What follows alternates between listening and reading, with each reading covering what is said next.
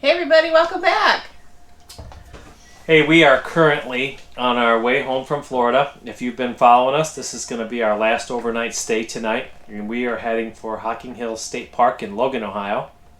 If you've never been there, it's absolutely beautiful. It's one of Ohio's nicest parks.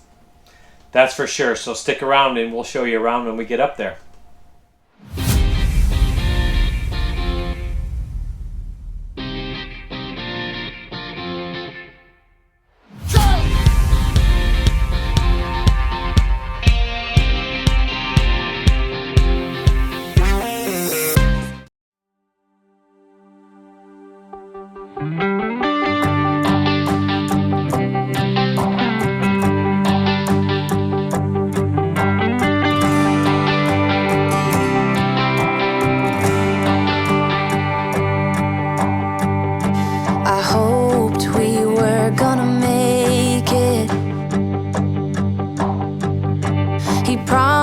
We would find the time, dreaming for eternity, creating perfect memories. Yeah, we hoped we were gonna make it. Little did I know that time would take us to a place where love could grow.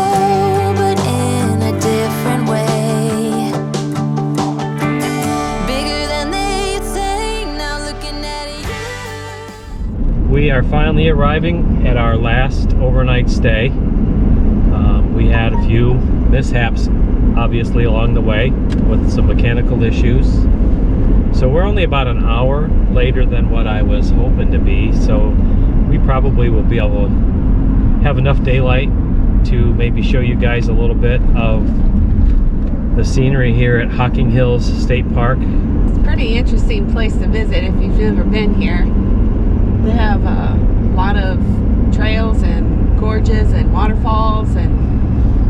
Yeah, we have probably maybe an hour or two that once we get set up, we can maybe get some footage. So we're gonna go get set up and hopefully show you guys around a little bit. Keep me going back to those days, capable of keeping track of how many nights could pass. Cheap hotels and driving fast, and the radio playing our soundtrack. Broken love, tequila and bluegrass. Evenings just like movie scenes along the roads in Tennessee. Dreaming of what we could be from the back of your dad's red truck.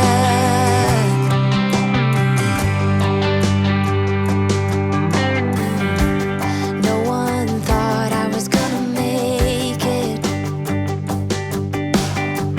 No one believed I'd take the time for realizing my own dreams and taking care of you and me.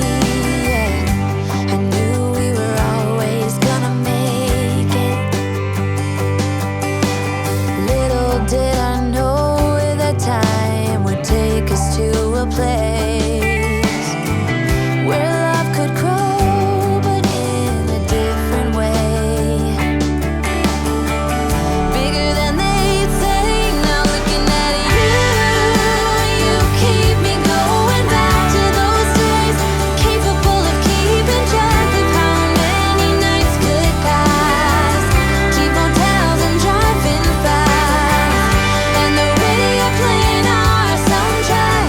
Broken love.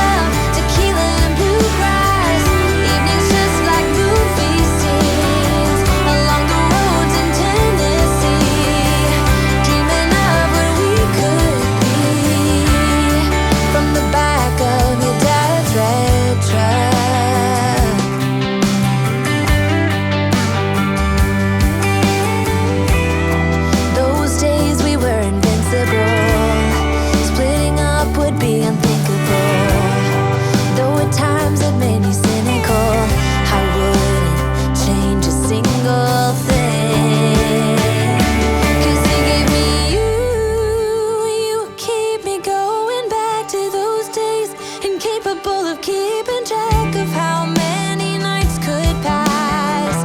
Cheap motels and driving fast, and the radio playing our soundtrack. Broken love, tequila and bluegrass. Evenings just like movie scenes along the roads and Shitter's full. Actually, we weren't able to dump this morning when we left Hocking Hills because they have half the park closed off, and the way people were parked in the section that was opened, it was going to be hard, especially early this morning, to get this rig around some people's cars. So we decided that we knew we were going to pass Delaware State Park on the way home, so we might as well just stop here after we visit our son and granddaughters and dump. And we also looked at the weather for the next couple of days at home. Today's going to be 72, which is a great day to be first day home from Florida. But then tomorrow is going to be in the 40s, and the day after that, the highs are going to be barely 40, but the lows are going to get into the 20s. So while we're flushing out the system here before we get home, I'm going to go ahead and drain everything so that we don't have to worry about anything freezing the next couple of nights. Because I know what's going to happen when I get home is I got to go get the dog. I miss him.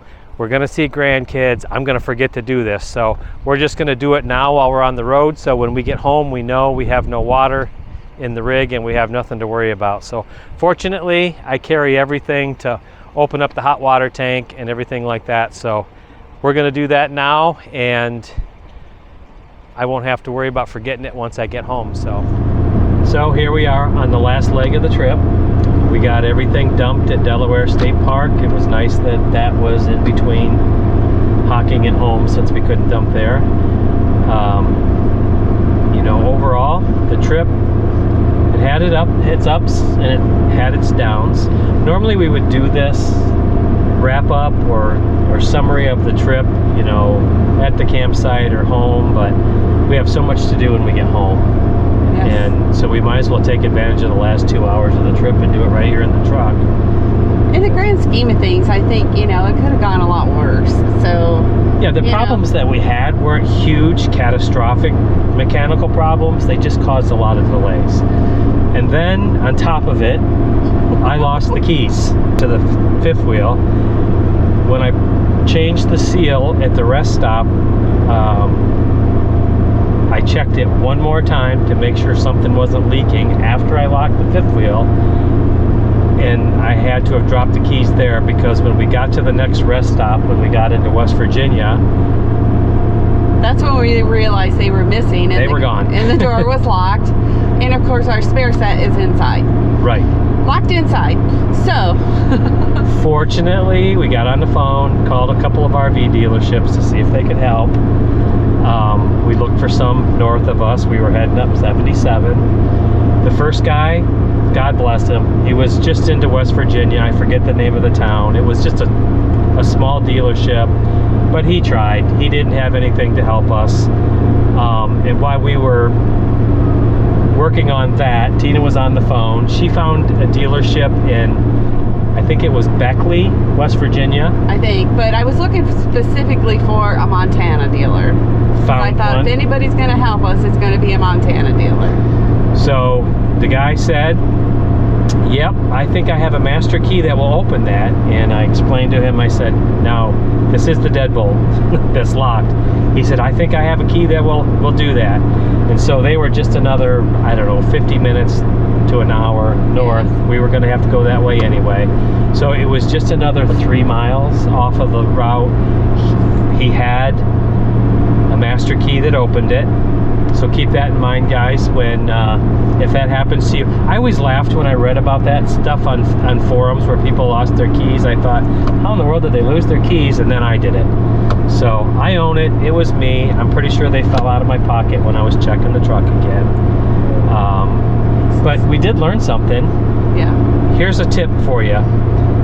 If you know who the lock manufacturer is and you have a number on your key, you can go right on Amazon and order spare keys for your rig. Well, I mean, not that it's going to do you any good on the road, but have them. I think what I'm going to do, I'm going to get one of those like real estate lock boxes that is a wall mount, and I'm going to mount it to the frame up where the LP bottles are or something, and I'm going to put a spare key in there just for emergencies only, because look, you never know. Like, we had a situation with the truck, so my mind was on that truck the whole time.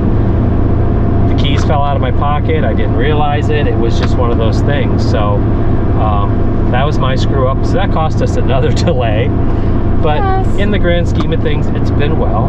it was a good trip, I think. I mean, other than those few things, because, you know, we got to see some awesome new places and meet some new people, and That was the biggest thing. We met some awesome people on the road this time when stopping. We've had 3 stops where we had activities planned. Ginny Springs was the first one, then St. Augustine, and Tybee Island. yes. 4th one's just a harvest host, which those are basically just an overnight thing. But those people were amazing. Amazing. We obviously picked the right harvest host when we chose that one, because that guy knew we were in trouble and he did anything he could to help us. Basically just tossed his car keys and said, take my car, go get whatever you need. Which, thank you again to the folks at Sear Vineyards Yes. in, where was that? Mount Airy, North Carolina. Yep. If you're a Harvest Host member and you're in the Mount Airy area, Sear Vineyards, awesome people, awesome hosts. Not just because they helped us out in an emergency. We did get to taste the wine and enjoy a little bit of time with them, and they were awesome. So, I mean, would you do anything different? This is the first year we've taken this much time to come home from Florida, which it was enjoyable. Yeah, oh, yeah. I do feel like with all the things there was to see and do in a couple of those stops, that maybe next year when we do this, we'll reduce it down to maybe just 2 stops and spend maybe 4 or 5 days in those stops so that we can see more. Who knows? It depends on what direction. It depends on what direction we go, what we decide to do, and the weather, of course. Yeah, the weather is always a factor. I mean, when we went to Ginny Springs, it wasn't exactly ideal weather for getting in the water, but hey, I took one for the team anyway to show you guys the cave, which turned out not to be bad. It was warmer in the water than it was the air outside, so not a big deal. And our last stop at Hocking Hills is beautiful. We've never been there in the springtime and seen actual water on the falls. It was nice. Every time we've been there in the past, it's been in the summer when things have dried up in Ohio, and we basically saw not more than a trickle coming off of those falls. So Yeah. it was definitely nice. Even though we only had 1 night there, it was nice that we got there in time, even with our delays, to have some daylight left and show some of the waterfalls. And if you've never been to Hocking Hills, that's definitely one of the state parks in Ohio that's one of the gems for the caves and the gorges. Oh yeah, For sure, definitely. the A must scenery. do if you're in that area. And a lot of people don't realize that the state of Ohio is more than just corn and soybeans. Yeah, it's not all flatland. We do have some hills in Ohio in the south and the southeast, and there's a lot of really beautiful scenery to be seen. And the state of Ohio, off the top of my head, I can't tell you how many state parks and state park campgrounds we have, but most of them are absolutely beautiful and always clean. And a lot of them are putting in-ground swimming pools in. Yeah. And some full hookup sites. Right. So Yeah, the that's state- another good thing. Yeah, the state parks in Ohio are, I think they're catching on. I've probably mentioned in some of these videos on the way home how the RV industry has gotten way ahead of the campground industry in the fact that the RVs are just getting bigger. People are buying bigger. When we bought this 35-foot fifth wheel, we thought, man, some places are going to be tough to get into, and some of them are a little tight, like you saw in some of these trips. But never the state, Ohio State. Yeah, they're usually Park pretty easy to campgrounds. get into, but we see people rolling in with the 41, 42-foot toy haulers and rear livings and things like that. They're just getting bigger. Yeah. And the campground Class industry, A's, really, yeah. a lot of them haven't caught up yet. For instance, some of the technology, the new stairs, the new steps that they're putting on the bigger RVs like ours are just the big ladder type that fold out. And we ran into the problem when we got to Indian Rocks. They poured a brand new pad for us, patio, but they poured it 6 inches above ground level, and we had to go get boards the RV up on so that we could get the steps down far enough so that the door would function right. So that's just one example of how the RV industry is changing, and maybe some of the facilities haven't caught up yet. But, you know, there's always a way around something, and we always figure it out, so all in all, I think it was a good experience. Lessons learned. yeah, I've learned a little bit more about this truck. I've only owned a diesel for the past 2 years, so I'm still getting to know the whole diesel, and now we're in dually country, and I'm kind of getting to know all that stuff. So still haven't quite figured out why that seal started leaking the way, because there's two side by side, one leaked, one didn't, and it's still every once in a while leaks a little bit. So we're trying to figure out what's going on there. So obviously we'll be having a conversation with the Ford dealer when we get back, but I think we're going to be okay to get home. Fortunately, it wasn't anything major. Right. Another thing, if you guys, any of you watched the review that we did on the Garmin RV 890, this is our first time using it, the trip home, and so far I like all the features. It has more features than I realized. It's easy to use. The screen's big enough to see. In fact, I think Tina knows more about it than I do already, because she's been putting stuff in. And well, I could just reach up and grab the thing and then add in whatever, or look something up and then put it back. yeah, that's a nice. really really nice feature. And I'm glad that she knows more about it than I do, because she does a lot of the navigating now anyway. So that's working out pretty good. So I appreciate that for sure. You got a good co-pilot? I hope, yeah. I'm gonna say that, and I'm not just trying to get brownie points. So Got a phone call. We'll answer that later. So I guess we'll wrap this up. All in all, it was a good trip. Some lessons learned. Going up 77 versus 75, the traffic was for sure 100% lighter than using I-75 to go north and south. The scenery is Absolutely gorgeous. Absolutely beautiful, especially compared to 75. The only downside to using 77 to go north and south from Ohio to Florida is West Virginia has a lot of tolls. Well, 75 has no tolls, so I guess for the scenery, less traffic, less headache, it's probably a pretty good trade-off, I would think.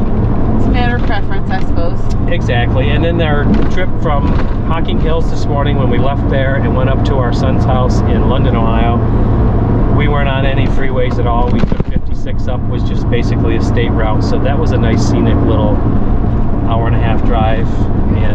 And of course, the rest of our way home obviously is a route that we know well from traveling back and forth to our sons and some of the state parks down here. Delaware State Park, we've camped there before. We may do that this summer and do a tour and a review for our viewers of Delaware State Park. We've not done one for that yet. No, that's a nice little campground. So we're gonna wrap this one up, guys. I hope you guys enjoyed our trip, what we were able to tape and show you guys. Some of it got a little bit stressful worrying about the truck, but you know, I guess those things happen. That's such as life. Exactly. So when we get home, we're probably going to be 2-3 weeks with the Montana just sitting idle in the driveway, because we've got a lot of catching up to do. And if anybody's interested in learning more about your RV refrigerator, make sure you subscribe if you're not subscribed yet, and tap the bell to be notified, because we have a video coming up we're going to tape on April 15th. We're going over to a company in Shipshewana, Indiana, Yep. and they're going to custom build us a 12-volt compressor cooling unit for our double-door RV Norcold refrigerator. We've had what we feel is more than our share of problems with it, and I'm going to go over all those issues. Maybe you've had some of the same issues, or maybe you're having those issues you don't know yet, but we're going to go over that. So if you're interested in learning about your RV fridge, make sure you subscribe and hit the bell, because that will be coming up, and it's going to be pretty informational. So we're going to focus on the road and get home and see our kids. Until next time. Thanks for watching.